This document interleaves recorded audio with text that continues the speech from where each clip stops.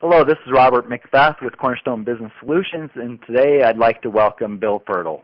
Among his many accomplishments, he's been in the credit card processing industry since 2004.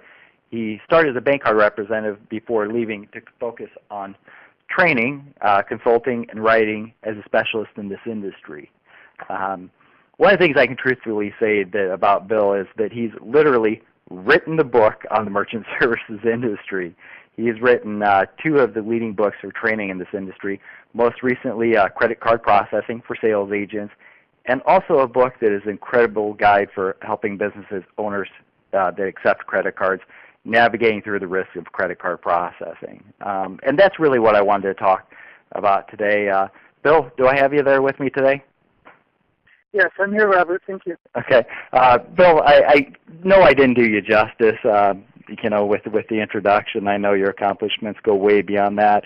Most people won't know that you're well known in the industry by so many people. You've been in so many articles and magazines, and by many you're considered an expert in the industry and you know all the details. I guess the first thing I would like to ask you, though, is how did you get started in the merchant services industry in the first place? Well, it was a monster ad. It was saying how much money you can make in the industry, and I thought, no experience. I thought, hey, great, let's go ahead and sign up for this. And even though the company did not pan out, I got saved when I found a good company that would train me how to do it properly. What do you remember from your early days in the business when you first started? Well, I remember a lot of the reasons why a lot of merchants distrust credit card professionals, and that is because companies promise that they'll do anything for you, and then you as the agent will trust them to do what they promise to do. And when they tell you you can change contracts or whatever, and then you present them with the options, you sell the merchant on it, you show them the options, and then the company goes and does something that almost opposite of what they told me as an agent, and it was something that really made it hard to look somebody in the eye, knowing that the company did not take them up on their word when I was presenting myself to my customer as them. So they thought the company would be like me, and it wasn't. Okay.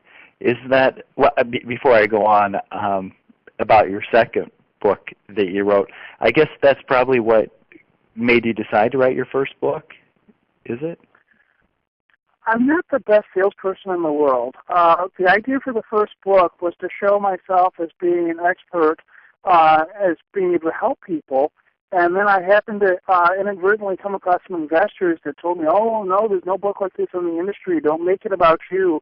Make it about the merchant and why, how the merchant in each area, make it national. So just that any merchant anywhere can find any agent that held the same beliefs that you do. And it was very successful that way, and I found there were a lot of honest people in the industry, and I wasn't sure that there was. You really became an expert in such a short period of time, Bill. How did you get your training? Because the second book you wrote, Credit Card Processing for Sales Agents, it's a great primer. I mean, I can't think of a better book for somebody to come in and just really learn how to sell by some of the top people in the whole credit card processing industry really contributed to this. How did you learn to become an expert? Well, my forte is not in the sales process.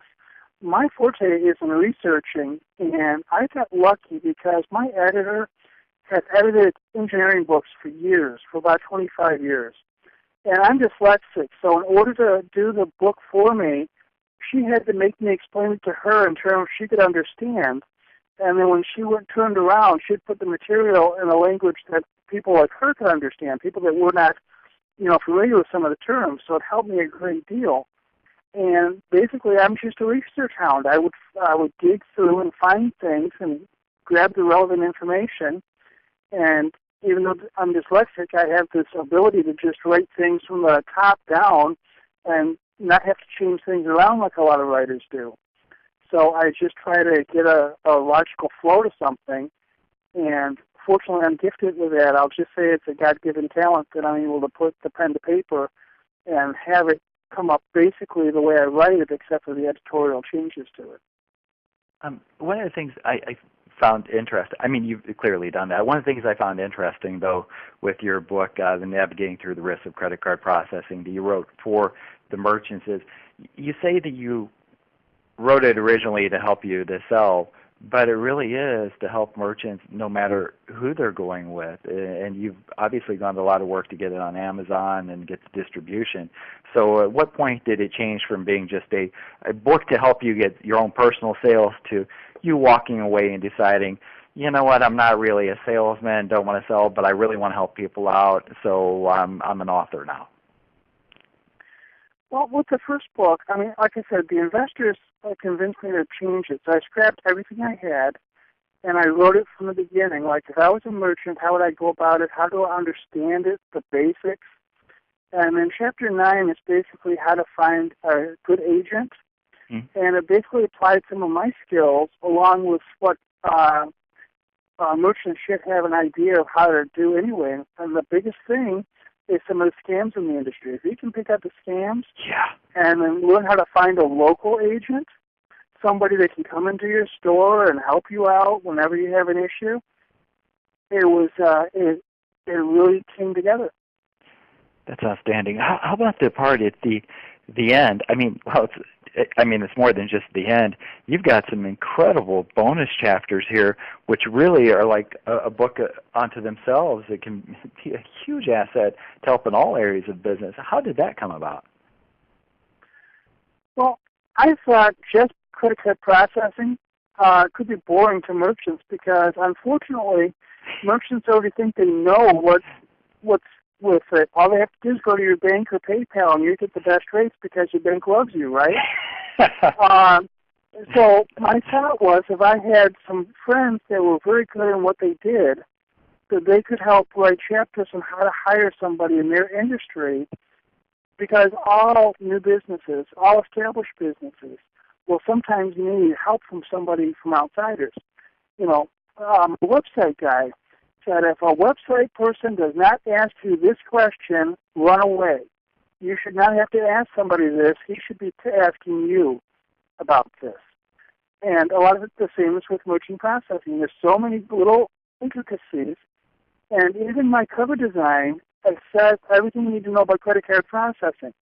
What you think you know is basically an iceberg above the surface of the water.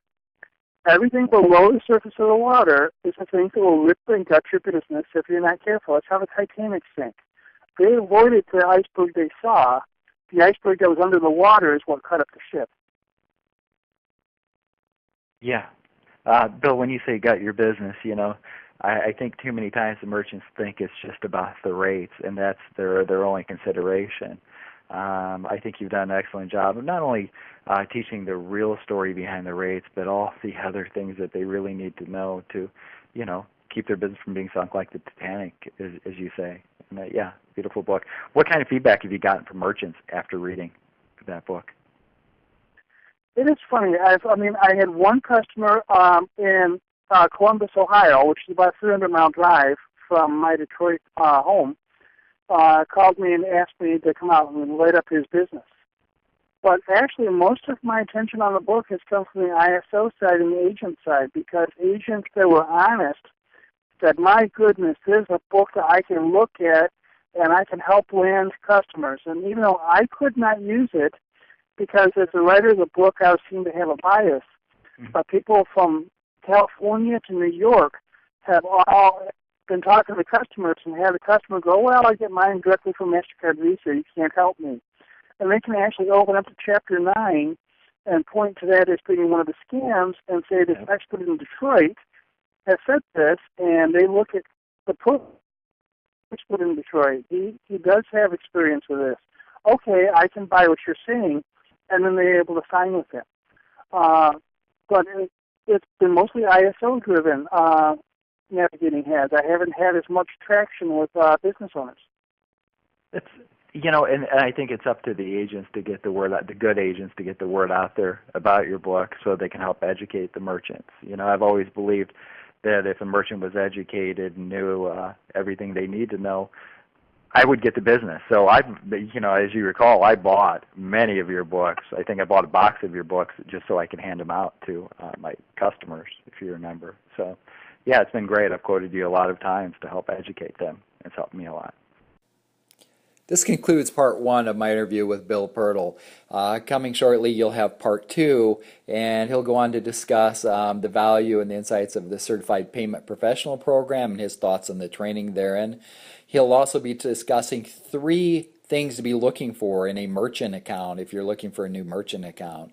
Other than that, he'll be talking about how we met at the Midwest Acquirers Association and our friendship, and he's got some pretty funny stories there that you'll enjoy too. That'll be coming up very soon. And this is Robert Macbeth at Cornerstone Business.